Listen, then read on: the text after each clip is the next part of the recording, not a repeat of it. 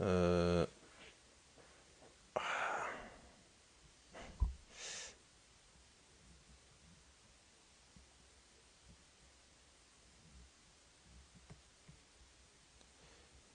tac.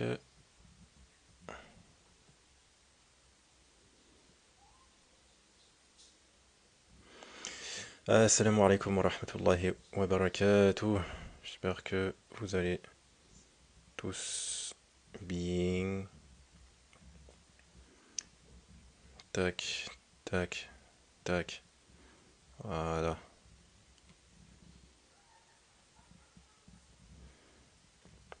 Attends Nino, pour l'instant, je dois faire monter que un seul frère. C'est le frère que j'ai mis en story.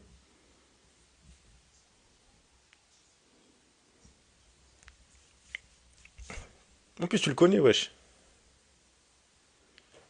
Euh... Ah, non. Il est même pas là en plus. T'inquiète, Nino, après on... Parce que Nino, après Nino, il va croire que je l'aime pas.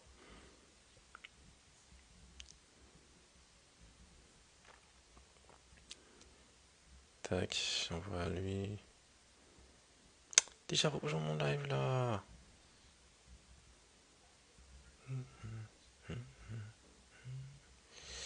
Ok, ok, ok, ok, ok, ok, ok. Aya bismillah. Non, parce qu'après, je dois, en fait, comme je dois faire un live, là, je dois faire monter Nour. Inch'Allah, je dois faire monter Nour. Donc, déjà, assalamu alaikum wa rahmatullahi wa barakatuh.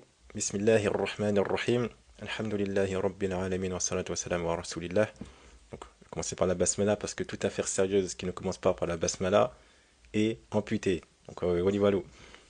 Donc, aujourd'hui, je vous explique le thème du live. Donc, ce sera un live avec le frère Nour, hafidahullah, que j'ai mentionné en story. Euh, du coup, attendez 3 secondes. Et du coup, le thème, ça sera sur la prophétie de Mohammed sallallahu alayhi wa sallam. Mais ça sera pas sur les textes de la Bible ou autre, hein. C'est en restant dans nos sources. Parce qu'avec nos sources, on peut même prouver qu'il est prophète. D'accord? Souvent, on aime bien aller dans la Bible, et tout, etc. Mais nos sources ont beaucoup d'éléments. On a beaucoup d'éléments dans nos sources qui prouvent justement que Mohammed sallallahu alayhi wa sallam, c'est un prophète. D'accord? Donc, on va se baser sur nos sources, Inch'Allah. Et vous allez voir que, binillah azawajal, il y a beaucoup d'éléments à retenir.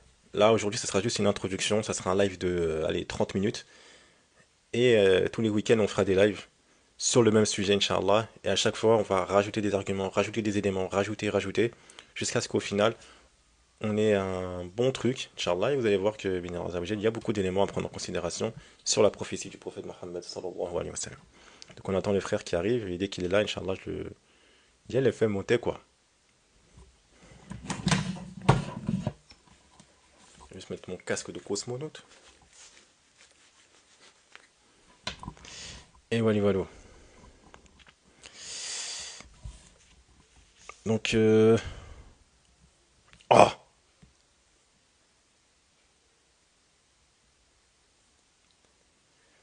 Wesh, mais non, mais c'est rien, wesh, patriote, wesh. C'est un accent de chez moi, wesh. Nour, t'es là? Si tu es là, envoie-moi un message. Wa alaykoum assalam wa rahmatullahi wa barakatuh. Wa alaykoum assalam wa rahmatullah. 30 secondes. J'attends 30 secondes. On compte tous ensemble 30 secondes. Non, je rigole, je rigole, je rigole. Je suis là, Bibou. Non, mais t'es fou, toi, Vox.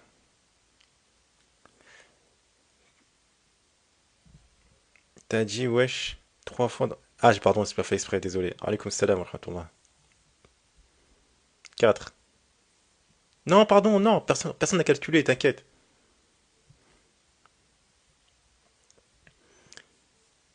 Ah, MDR Patriote, il compte pour de vrai en plus. Nour, les gens ils sont en train de compter 30 secondes, hein. Les gens ils sont en train de compter 30 secondes, Nour. Au sens propre. Tu me dis quand c'est bon, je t'envoie l'invitation. Là, on va arriver à 30 là, Nour. Désolé, je voulais pas te mettre la pression, mais. Le peuple en a décidé autrement. Bah j'accepte. Attends, je te renvoie. C'est bon.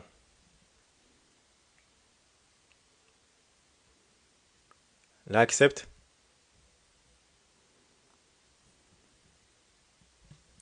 T'as pas accepté là.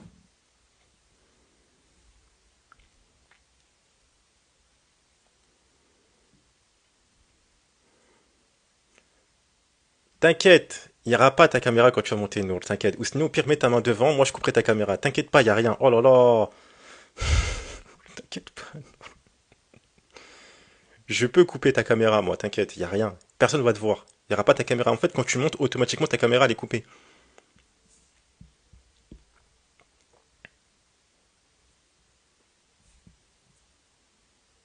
Donc, t'inquiète.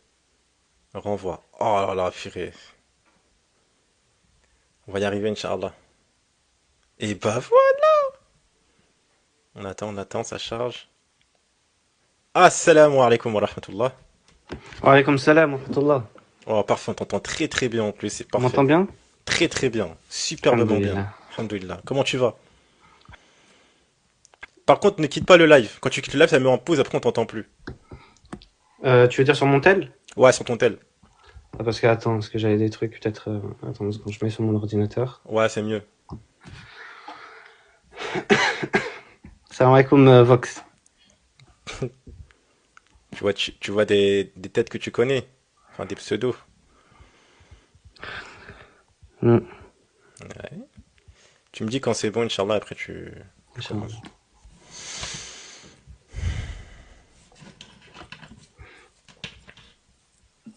Ah, regarde, c'est qu'il y a même Yacine qui vient d'arriver. Alaykoum salam wa rahmatullahi wa barakatuh.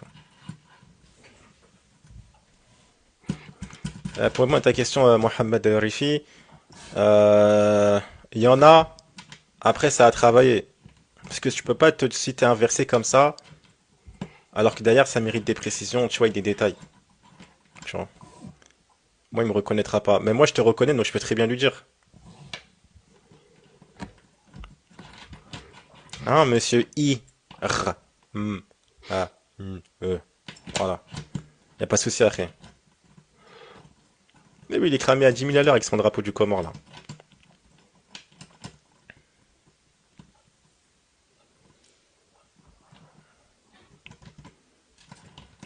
Va, Nour. C'est bon. Alhamdulillah.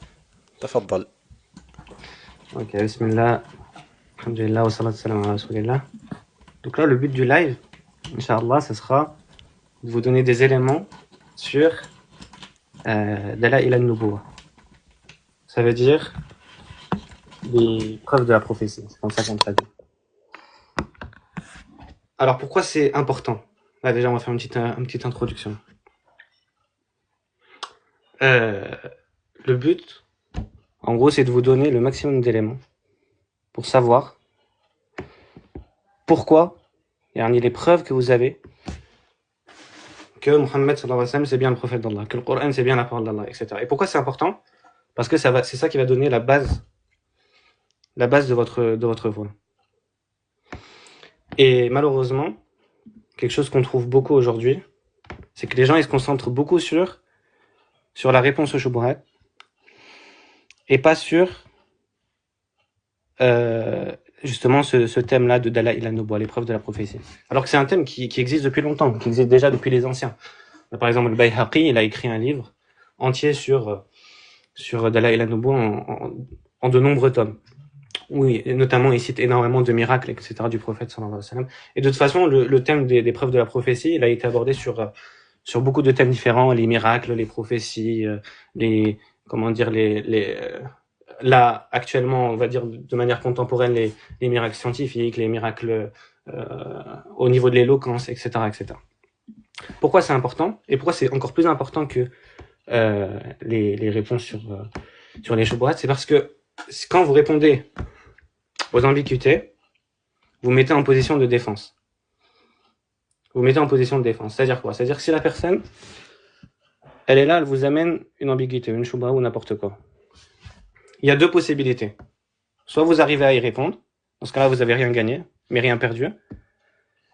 soit la réponse elle n'est pas à la hauteur de l'ambiguïté. Dans ce cas-là, ça va vous laisser quelque chose dans le cœur et vous pourrez pas y répondre avant d'avoir une réponse satisfaisante. Mais vous êtes constamment en position défensive et vous êtes vulnérable en fait. C'est comme quelqu'un qui a bâti une maison sans bonne fondation. À au moindre coup de vent, sa maison elle s'emporte. Alors que si vous bâtissez votre foi sur des preuves, sur des arguments, sur etc., quand vous allez mettre sur la balance, les ambiguïtés, elles vont vous paraître nulles à côté, futiles. Et ça va même pas vous toucher. Vous allez passer à autre chose en 2 secondes. Même si vous n'avez pas de réponse. Même si vous n'avez pas de réponse sur le moment là, vous savez pourquoi vous croyez. Pourquoi vous avez cette conviction. Et si vous perdez votre temps sur la réponse, à suivre les réponses sur les choubouates, etc., en fait, au final, vous n'avez rien gagné. Vous êtes constamment dans le doute et constamment dans la défense et la vulnérabilité. À chaque choubouat, vous allez être en panique. Parce que vous aurez pas, en fait, de base.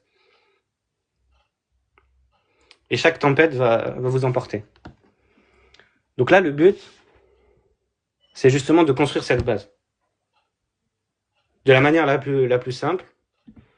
Construire une base solide pour savoir pourquoi vous croyez que Mohammed ibn Abdullah c'est Rasulullah sallallahu alayhi wa sallam. Pourquoi le Coran c'est Kalamullah, etc. Quand vous aurez bien construit ça, Inch'Allah, toutes les shubuhat, elles vont disparaître. De toute façon, on aura l'occasion de passer sur certaines ambiguïtés, etc. Mais le but, normalement, la première étape, c'est de construire cette fondation-là. Et la réponse aux ambiguïtés, etc., normalement, ça doit venir en deuxième. Et il faut pas non plus chercher les ambiguïtés. Mais quand une ambiguïté arrive, voilà, on cherche la réponse à la question, etc. Mais la première étape, c'est déjà de construire une fondation solide de votre foi. Voilà. Et nous, ce qu'on va faire, c'est qu'on va essayer parce que une des plus grandes preuves, on va dire, c'est la sira du prophète. C'est sa biographie. Normalement, quelqu'un qui étudie la sira du prophète de manière sincère, il arrivera à la conclusion que c'est bien le messager d'Allah. Et du coup, nous, c'est ce qu'on va essayer de faire. On va essayer de prendre la sira d'un point de vue, on va dire, chronologique, en mettant vraiment la lumière sur les points importants, pour essayer justement, dans plusieurs lives, on fera plusieurs lives, Inch'Allah,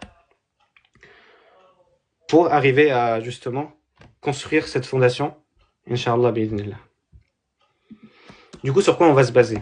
Parce que pour prouver que Mohammed sallallahu alayhi wa sallam, c'est le messager d'Allah, pour avoir justement cette fondation, on doit se baser sur quelque chose. Donc on va se baser sur, forcément, le Coran, la sira, les hadiths, etc.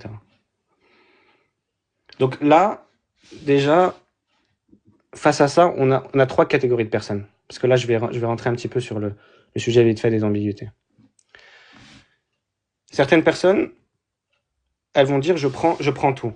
Ça veut dire quoi? Ça veut dire j'accepte la méthodologie des gens du hadith, j'accepte la méthodologie de l'authentification. Parce que nous, vous savez qu'on a des hadiths da'if, des hadiths sahih, etc. On a un patrimoine islamique avec des traditions, etc. Certaines personnes, elles vont se dire, du coup, moi, je suis ça. J'accepte, c'est-à-dire ce que les savants authentifient, j'accepte, et ce qu'ils ont rendu faible ou inventé, je dis que c'est inventé. Et une personne qui fait ça, une personne qui dit je suis ça, au final en fait c'est très, si c'est une non musulmane, elle est perdante parce que c'est obligé. Il y a des textes clairs, des miracles clairs qui sont rapportés du prophète plus de 1000. Donc si quelqu'un par exemple vous apporte si quelqu'un vous apporte un hadith qui est pour lui qui est controversé par exemple, tu lui dis d'accord, par exemple, je sais pas, tu sors un hadith dans le Bukhari ou dans Muslim, sauf que dans le même recueil, dans la même chaîne de transmission, il y a un miracle du prophète sallallahu alayhi wa sallam. Des miracles, il y en a plein. Des miracles, il y en a plein qui sont rapportés dans des recueils authentiques. Je pense notamment, et il y en a bien plus que ça, mais moi je vais citer les plus connus. Euh, la lune fendue en deux, l'eau qui coulait des doigts du prophète sallallahu alayhi wa sallam. Le hadith de l'arbre, justement quand le prophète sallallahu alayhi wa sallam il donnait la khutbah de Jumu'ah, etc., etc. Il y en a beaucoup.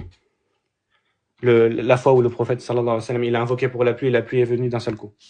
Mais des hadiths comme ça, il y en a beaucoup. Là, je cite les plus connus, mais en vérité, il y en a. On peut sincèrement arriver à 1000 si on compte en même temps les prophéties, etc. Donc, qu'est-ce que va faire une personne, le kafir, comment il va arriver à ces textes? Il a trois possibilités. Soit il dit, j'accepte tout. Dans ce cas-là, il est perdant, parce qu'il peut pas expliquer les miracles d'une autre manière que d'admettre que Mohammed sallallahu alayhi wa sallam, c'est le messager d'Allah. Comment il va expliquer les miracles qui sont apportés d'une manière des fois plus authentique que le hadith sur lequel il veut se baser pour contredire la prophétie. Du coup, premier choix, il accepte tout, donc il est perdant. Deuxième choix, tous les hadiths qui sont contre la prophétie de Mohammed sallallahu alayhi wa sallam, il va les rejeter.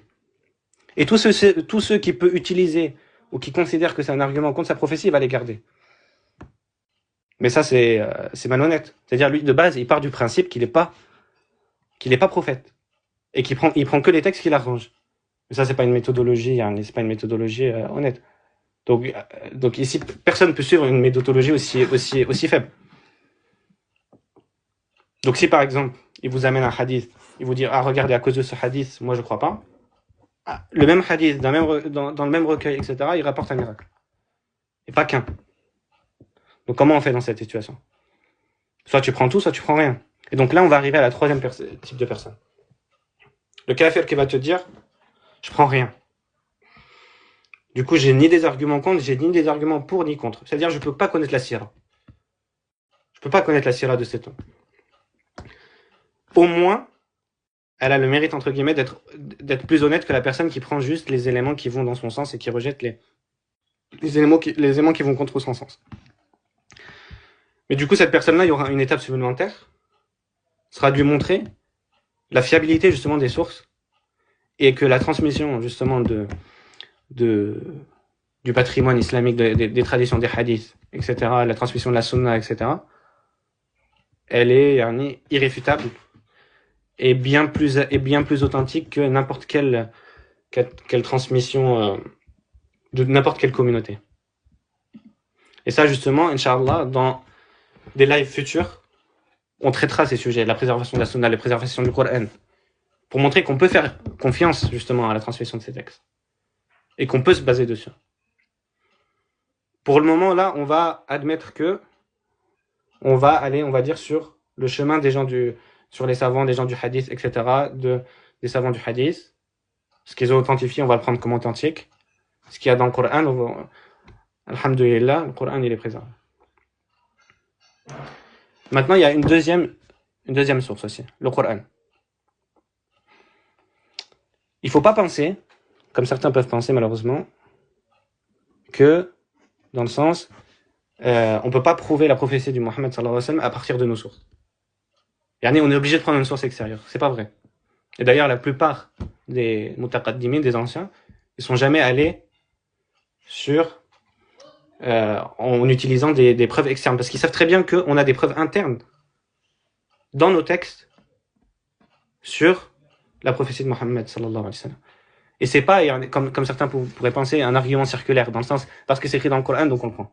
Non, parce que le Coran, il y a une manière d'utiliser les arguments, il y a une manière d'utiliser les textes, et de comprendre les versets, à travers laquelle vous allez pouvoir prouver la prophétie de Mohammed sallallahu alayhi wa sallam. Et justement, ça va être ça le but de ces lives, et de vous montrer comment, à partir de ça, vous pourrez construire ces arguments. Un des points importants, c'est que le Coran, c'est un livre public. Et ça, c'est très important. En fait, il faut que vous ayez conscience de l'environnement dans lequel le Coran il est descendu. Le Coran, il est descendu pour, entre autres, réfuter les shubuhat des mécréants et raffermir la foi des croyants. Et dites-vous, il y a deux camps. Il y a le camp de ceux qui essayent de contredire le prophète, sallallahu alayhi wa sallam. Vous avez qui? Vous avez les Qurayshites, les polythéistes, Vous avez les hypocrites à Médine, les munafiqoun, et vous avez les Yahoud, les gens du livre, les chrétiens, et tout, etc. Donc 3 communautés qui sont contre le prophète. Sallallahu alayhi wa sallam. De l'autre côté, vous avez qui? La communauté de croyants. Une communauté qui de base, et ça de toute façon on le reverra Inch'Allah dans les lives, qui est affaiblie. Une communauté qui est persécutée. Une communauté qui est contrainte d'émigrer. Une communauté qui doit donner sa vie pour le messager d'Allah sallallahu alayhi wa sallam. À Uhud, à Badr, etc. Alors qu'ils sont en infériorité numérique. Et le Coran qui vient pour renforcer la foi des croyants et répondre aux mécréants. Et quand vous vous mettez dans ce genre d'environnement, et quand vous représentez ça, vous allez comprendre clairement comment vous allez pouvoir utiliser des arguments. Je vous donne un exemple. Par exemple, Allah dans surat Yunus, subhanahu wa ta'ala, il dit au prophète de dire, sallallahu alayhi wa sallam, laqad labithtu fikum umran min qablihi afala ta'qilun. Ça c'est un exemple. C'est un exemple simple. J'ai demeuré parmi vous longtemps avant ça. Est-ce que vous ne raisonnez donc pas? Dans le sens, je suis resté parmi vous longtemps. C'est-à-dire vous connaissez ma sincérité. Vous connaissez mon caractère parfait. Est-ce que vous raisonnez pas? Ça fait 40 ans que je suis avec vous. Et il n'y a pas que ça, il n'y a pas que le caractère. Ils savent aussi que c'est un illettré. Et ça, on y reviendra. Ils savent aussi qu'il n'a pas étudié auprès des gens du livre. Ils connaissent son caractère, ils connaissent ses morales, son caractère moral, ils connaissent toutes ses qualités, etc., etc. Ce Coran-là, il est récité en public. Ce Coran-là, il est récité devant les Qurayshites. Et ça, c'est une des forces du Coran. C'est qu'il est descendu graduellement. Et ça, c'est une des forces du Coran. Parce que le fait qu'il soit descendu graduellement, ça a permis de réfuter les polythéistes de l'époque. Et les munafiqoun. Et les gens du livre, etc. Imaginons un livre qui est descendu comme, prenons par exemple la Torah, etc. Ou les évangiles, etc. Ou l'évangile plutôt. Il peut pas y avoir de réponse aux calomniateurs, aux dénégateurs, etc., etc. Pourquoi? Parce que le livre, il est descendu avant qu'il y ait la contradiction. Sauf que le Coran, il descend graduellement. وقال الذين كفروا لولا نزل هذا القرآن وقال الذين كفروا لولا نزل هذا القرآن جملة واحدة كذلك لنثبت به فؤادك. Les mécréants ont dit pourquoi ce livre n'a pas été descendu d'une seule fois. Allah il a répondu, il a dit pour renforcer ton cœur, parce que justement dans cela il y a justement la réfutation des mécréants, il y a les preuves qui se rajoutent. Et ça renforce la foi des croyants. Donc ça, c'est le premier élément. Donc oui, l'élément que je voulais vous dire, c'est que dans Surat Yunus, Allah il commande au prophète de dire, sallallahu alayhi wa sallam, qu'il est resté parmi eux 40 ans. Et que ça, c'est un argument contre eux. Si, imaginons, il était connu, Hasha, alayhi sallam, pour un mauvais caractère, par exemple, ou connu pour étudier auprès des gens du livre, ou connu pour autre chose. Cet argument, il n'aurait pas tenu. Personne ne l'aurait suivi. Et c'est ça, en fait. C'est ça que je vous demande, c'est de vous mettre dans ce contexte-là. C'est comme si moi, demain, je sors et que je dis, je suis resté parmi vous longtemps, est-ce que vous raisonnez pas, etc. Sachant que, imaginons que, par exemple, j'avais un mauvais caractère, ou je suis connu pour avoir étudié auprès des gens du livre, etc., etc., etc. Bah, cet argument, il passerait à côté de personne. Et ce serait facile de me réfuter. Ça, c'est un exemple. On en verra beaucoup d'autres. Donc, là, on va commencer par un point chronologique, on va dire. On va commencer par la Jahiliya. Ça veut dire montrer que c'était quoi l'état de la Jahiliya. C'était quoi l'état? La Jahiliya, ça veut dire l'époque anté-islamique. Ça veut dire avant que Muhammad sallallahu alayhi wa sallam il soit envoyé comme prophète. C'était quoi l'état de ce peuple? Et à partir de ça, c'est quoi une des plus grosses preuves de la prophétie de Muhammad sallallahu alayhi wa sallam? C'est la manière dont il a changé un peuple, on va dire à 180 degrés. D'où ils sont partis, où il les a amenés, alayhi salatu wassalam. Et celui qui étudie ça, rien que ça, ça suffit largement. Voir de où les Arabes ils sont partis à l'époque, et où ils sont arrivés à la fin, wallahi, c'est une preuve amplement suffisante. Et là, on va voir plusieurs éléments de la jahiliya, justement. Première chose, jahiliya, bien sûr, c'était des mouchrikoun. Le polythéisme, il était extrêmement répandu. Ça, c'est un élément que personne ne peut nier. Parce que le Coran, justement, descend pour réfuter le polythéisme. S'il n'y avait pas du polythéisme à la Mecque, ça aurait aucun sens. Donc, tous les versets qui viennent réfuter le polythéisme, etc. Et je vais vous citer un hadith authentique dans le Bukhari. Il disait, nous adorions, je vous donne juste la traduction, nous adorions les pierres. Quand nous en trouvions une meilleure que celle que nous avions, nous la jetions et nous en prenions l'autre. Nous en prenions une autre, pardon. Et si nous ne trouvions pas de pierre, nous amassions un tas de terre, puis nous apportons une brebis, nous la trayons dessus, puis nous tournons autour. Ça, c'était l'état de la jahiliya. Adorer des pierres, et s'il n'y a pas de pierre, on prend un tas de terre, on traîne une brebis dessus, et on tourne autour pour l'adorer. Ça, c'est des sahabis qui racontent. Hadith, il est dans le Bukhari. Et de toute façon, vous avez aussi le hadith connu. De toute façon, on le reverra plus tard. Quand Ja'far, le cousin du prophète, sallallahu alayhi wa sallam, il est parti au Négus. Qu'est-ce qu'il lui a dit? Il a dit qu'on était un peuple de la jahiliya, na'budul asnam. On adorait les idoles. Ça, c'est connu. Ils adoraient les pierres, les Allat ou al-Uzza, les pierres, les arbres, etc., etc. Des idoles taillées ou construites. Pour arriver à quoi? Pour arriver au monothéisme de l'islam. Ça, c'est un premier élément. Deuxième élément, vous savez qu'à la Kaaba, il y avait 370 idoles. 370 idoles que le prophète sallallahu alayhi wa sallam a détruit justement à la conquête de la Mecque et que le verset a été descendu sur 1781. Pourquoi? Ça, c'est quelque chose d'important. C'est que les polythéistes, ils croyaient en Allah.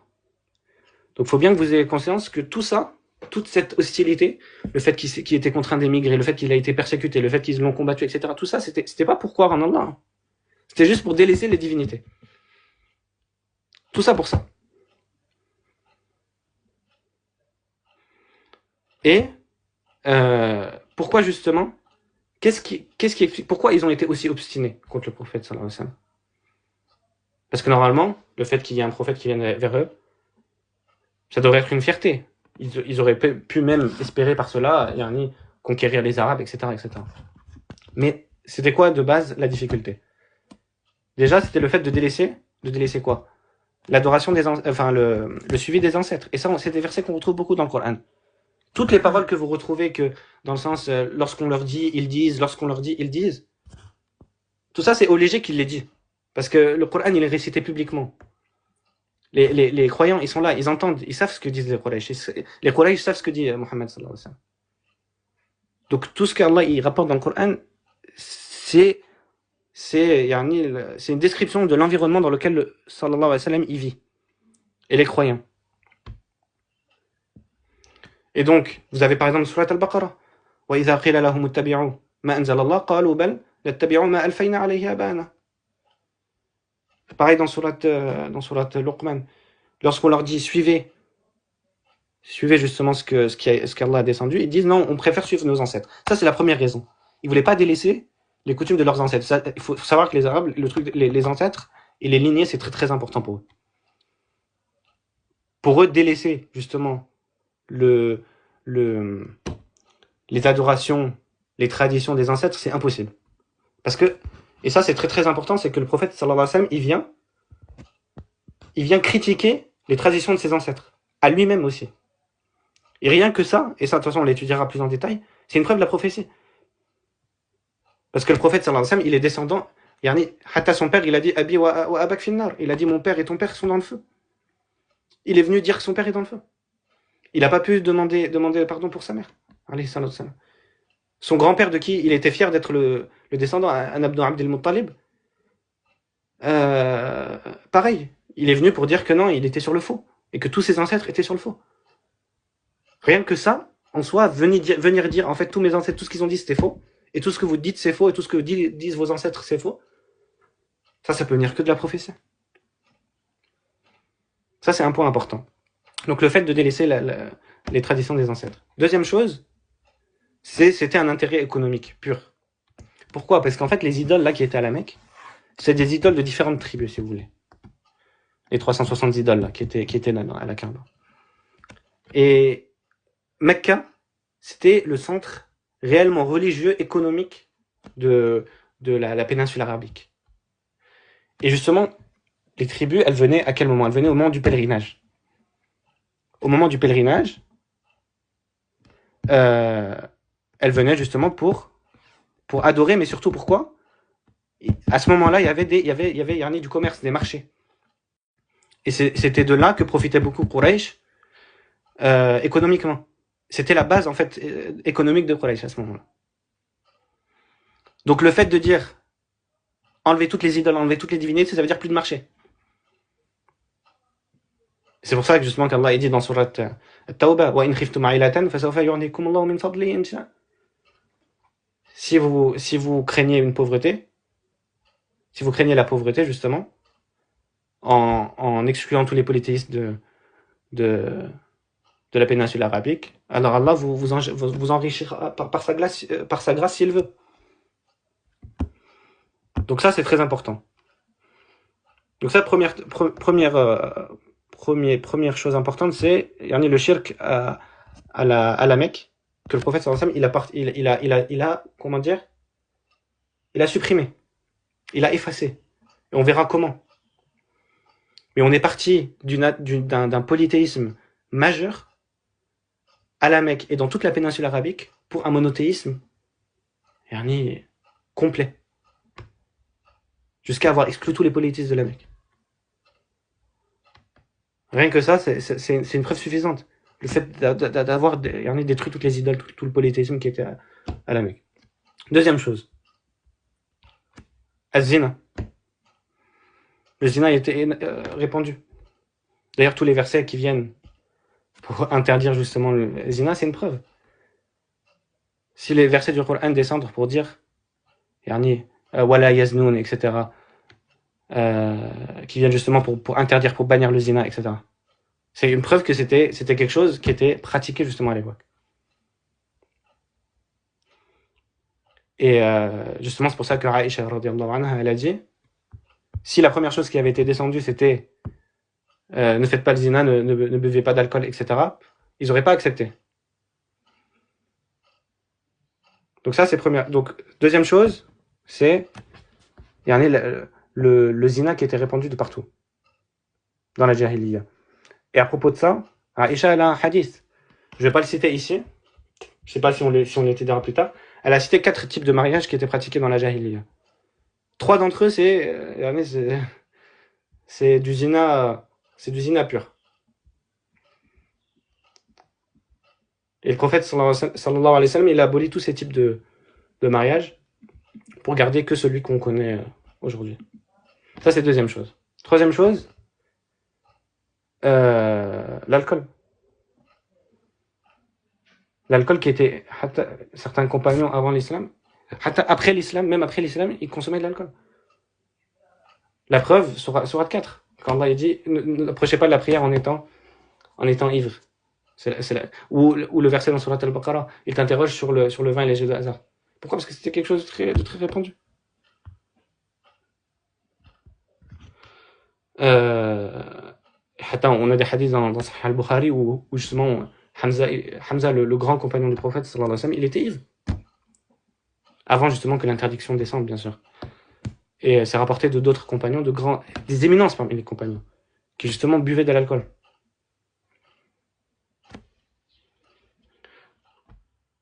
Donc comment sortir justement un peuple plongé dans zina, alcool, shirk? Le prophète sallallahu alayhi wa sallam, il les a sortis à plus d'alcool, monothéisme, modestie, etc., etc. Ça, c'est un troisième élément. Quatrième, riba. Riba, c'était aussi très, très, très, très répandu. C'est pour ça qu'il y a des versets très durs qui sont descendus dans le Baqarah par rapport à ça. Parce que c'était quelque chose qui était même présent parmi les compagnons, avant que l'interdiction tombe.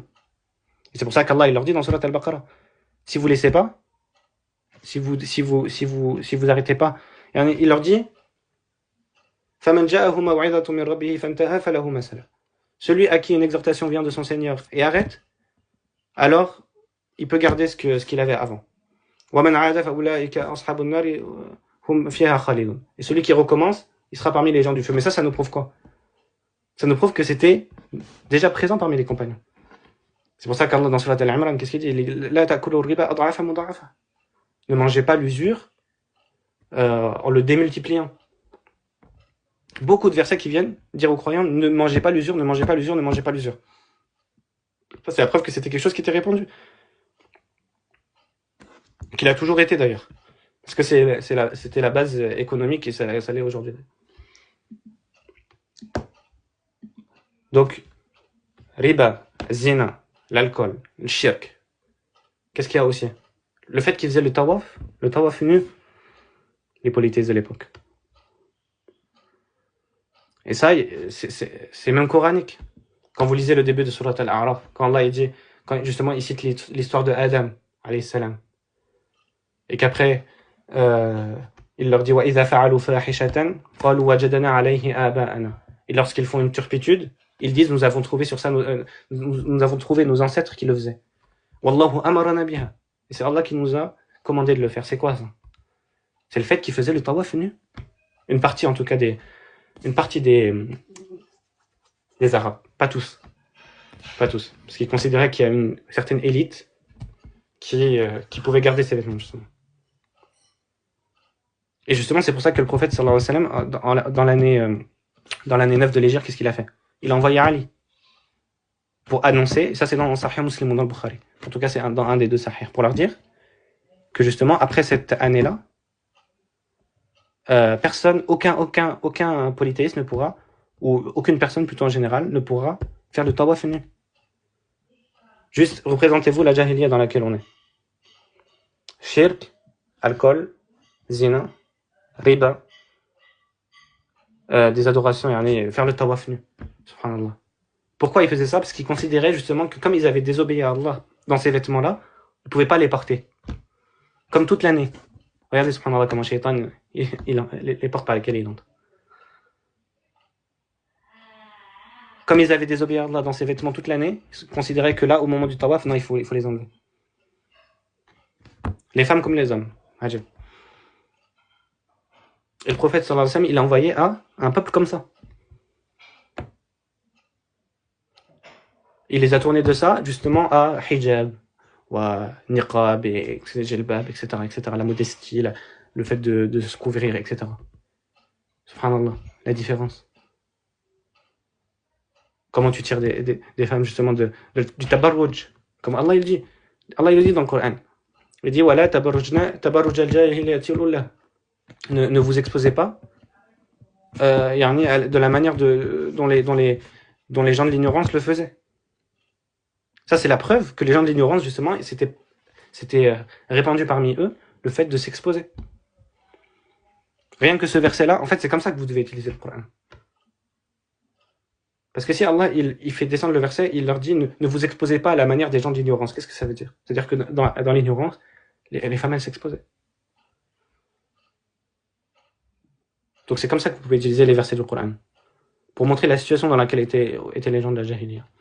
Ça, c'est un autre élément. Un autre élément très important, c'est quoi? C'est le fait d'enterrer les filles vivantes. Et il y a beaucoup de versets sur ça. Et en réalité, c'est impossible à nier. C'est impossible à nier que c'était quelque chose même de répandu à la Mecque. Pourquoi? Parce qu'il y a des versets qui descendent. Des versets qui descendent pour leur dire ne tuez pas vos enfants. Ne tuez pas vos enfants. Vous avez Sourate 6, Sourate 17, Sourate 43, Sourate 16, etc., Sourate 81.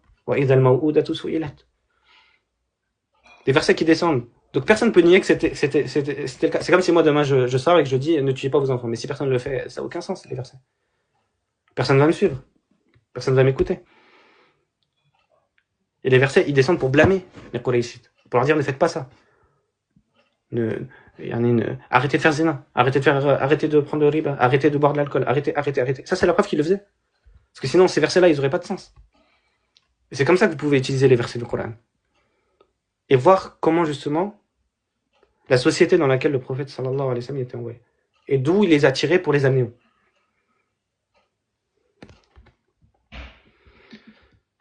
Euh, je pense qu'on a fait le tour, Bakary, pour aujourd'hui, pour Tu penses? l'introduction. Tu penses? C'est bon?